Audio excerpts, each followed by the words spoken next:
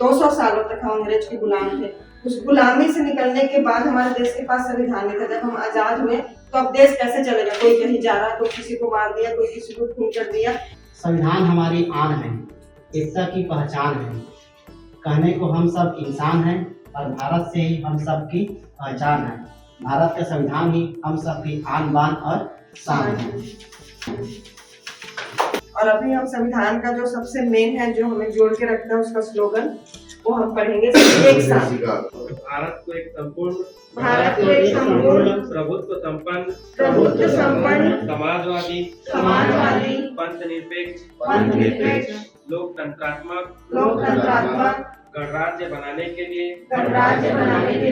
तथा उसके समस्त नागरिकों को सामाजिक आर्थिक और राजनीतिक न्याय विचार अभिव्यक्ति विश्वास धर्म और उपासना की स्वतंत्रता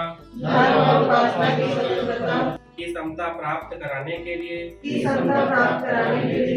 तथा उन सब में व्यक्ति की गरिमा और राष्ट्र की एकता अखंडता सुनिश्चित करने वाली दृढ़ संकल्प होकर अपनी संविधान सभा में